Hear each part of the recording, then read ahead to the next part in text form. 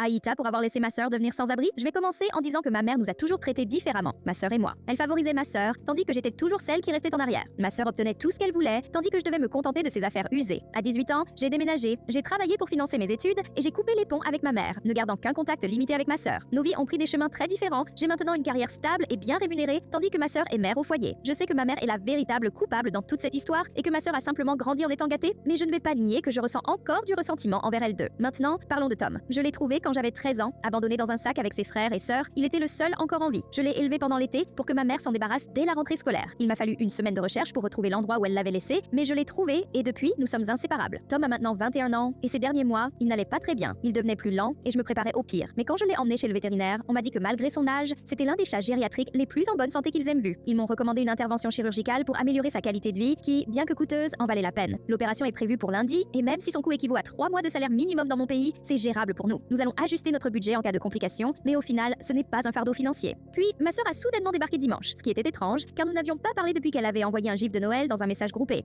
Il s'avère que son mari a investi dans les NFT et maintenant ils sont ruinés et en retard sur les paiements de leur hypothèque. Elle m'a supplié de l'aider financièrement, disant qu'ils risquaient de perdre leur maison. Je lui ai dit que je compatissais avec sa situation, mais que ce n'était pas non plus un bon moment pour moi. Je lui ai expliqué que l'opération de Tom approchait et que je voulais être sûre d'avoir assez d'argent en cas de complications. Je lui ai aussi suggéré de trouver un travail ou d'aller vivre chez notre mère jusqu'à ce qu'il se remette sur pied. Elle ne l'a pas bien pris, elle m'a insulté de toutes les manières possibles, y compris de folle au chat qui finirait seule. À ce moment-là, je l'ai mise à la porte. Cette même nuit, ma mère et d'autres membres de la famille ont commencé à inonder mon téléphone de messages, m'accusant d'être sans cœur pour avoir privilégié un animal plutôt que ma propre famille. Mon mari, quant à lui, m'a dit que j'aurais pu lui donner un peu d'argent juste pour éviter le drame. Et honnêtement, il a raison, j'aurais pu. C'est là que ma culpabilité entre en jeu. La vérité, c'est que je ne voulais pas l'aider. Ce n'était pas vraiment à cause de Tom, mais à cause d'années de traitement injuste. J'aurais pu lui donner de l'argent, mais au fond, je n'en avais tout simplement pas envie. Mise à jour 8 jours plus tard. Dans les jours précédant l'opération, je l'ai gâté avec sa nourriture préférée, de petits poissons crus, je crois que ce sont des anchois. Normalement, je ne lui en donne qu'une ou 2 fois par an, car ce n'est pas très sain pour les chats, mais cette fois, j'ai fait une exception. L'opération s'est bien passée, le vétérinaire a dit qu'il n'y avait eu aucune complication. Quand je l'ai ramené à la maison, il a dormi jusqu'à minuit, puis s'est réveillé en demandant à manger. Depuis, son appétit est incroyable et il semble plus heureux et plus énergique. Il me suit partout à nouveau, quémande de la nourriture et dort mieux que depuis longtemps. Le seul inconfort qu'il a encore,